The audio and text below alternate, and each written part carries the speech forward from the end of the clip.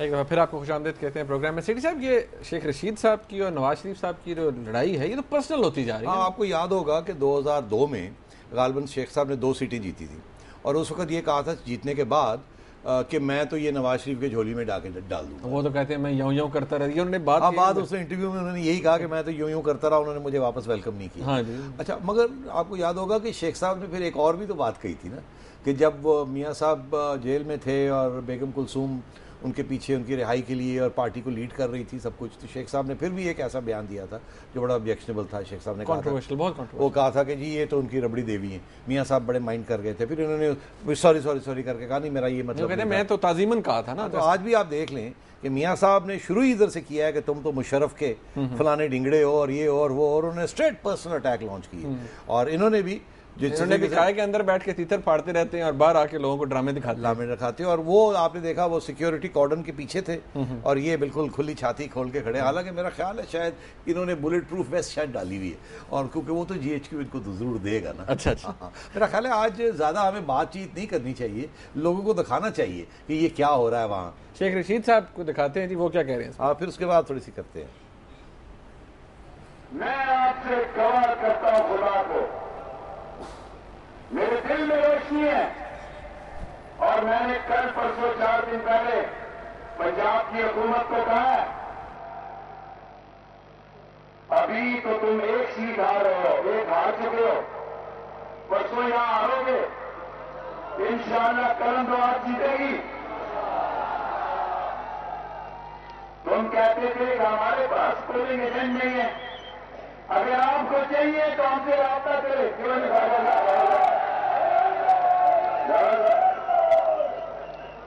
اگر آپ کو چاہیے تو ہم سے رابطہ کریں. یہ میں نے خدا اور رسول کی قسم دے کر ہاتھ اٹھائے، گھر کا 55 کے لوگ ہیں.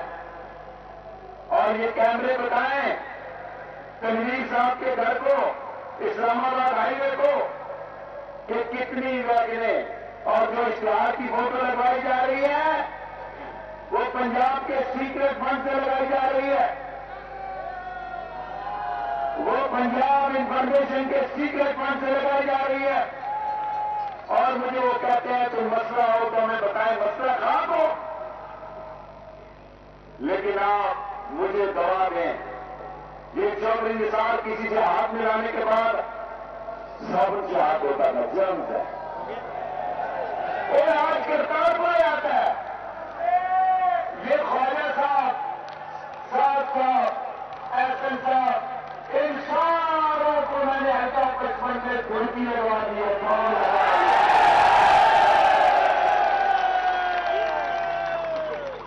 میں اللہ کے فضل سے یہ سب لوگ کہتے تھے، پہلے یہ میں بتا دوں کہ اللہ کے بعد دلی کے لوگوں نے اجازت الیکشن کی ہم نے لی ہے. جو لاہور ہائی کورٹ میں ہمارے ساتھ ہوا اگر بتاؤں گا تو حق کی عزت ہو جائے گی. انہوں نے کہا اوکے کہ پنجاب کی حکومت کو پوچھے بغیر انتخاب نہیں ہو سکتے. یعنی ایک تھانے کا رپورٹ نکلے، 2 پٹواری نکلے، الیکشن کے بارے میں یہ جمہوری حکومت ہے. انٹر کورٹ سے بھی ہمارے ناظرین ایک طرف شیخ رشید صاحب اس جلسے سے خطاب کر رہے ہیں، دوسری طرف نواز شریف صاحب کیا کہتے ہیں وہ بھی آپ کو دکھاتے ہیں. آئیے دیکھتے ہیں. ہم فرسودہ سیاست کو ہمیشہ کے لیے دفن کرنا چاہتے ہیں. ہم پاکستان کے عوام کی خدمت کا ایک شیوا لے کر آئے ہیں. پاکستان کی خدمت، پاکستان کی خدمت اور پاکستان کے عوام کی خدمت کا ایک انقلابی ایجنڈا لے کر آئے ہیں. اور میں سمجھتا ہوں کہ راولپنڈی کے عوام اس انقلابی ایجنڈے کی تکمیل کے لیے نواز شریف کا PMLN کا ساتھ دیں. ہم پاکستان کی تقدیر بدل کے رکھیں گے انشاءاللہ.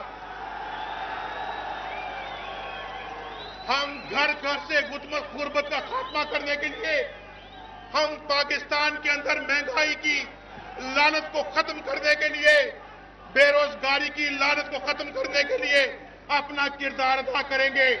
اور وہ تمام ڈکٹیٹر ये सुन लो मेरी बात, रावलपिंडी के वासियों का खामोशी से मेरी बात सुनो।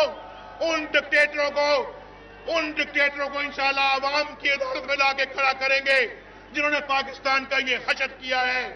और आप जानते हैं यहाँ पर ये बार बार सफाइयां देते हैं कि हमने जामे हिफ्जा, हमारा कोई कसूर नहीं है, हम बड़े बेगुनाह हैं।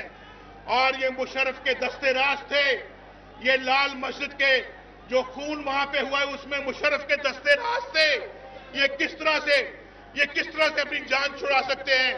मेरे भाइयों, उन तमाम लोगों ने जिन्होंने पाकिस्तान को अंधेरों में गर्क किया, लोड शेडिंग की लानत से दो चार किया।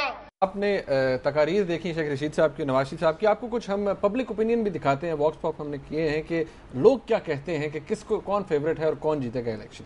शेख रशीद जीतेगा सर, मेरा ख्याल है उधर से नवाज शरीफ साहब को इलेक्शन में जीत जाना चाहिए। मैं तो समझता हूँ मलिक शकील अवान जीतेगा, क्योंकि वो एक पार्टी एथेंटिक पार्टी का उम्मीदवार है। उम्मीद है इंशाल्लाह शेख रशीद का।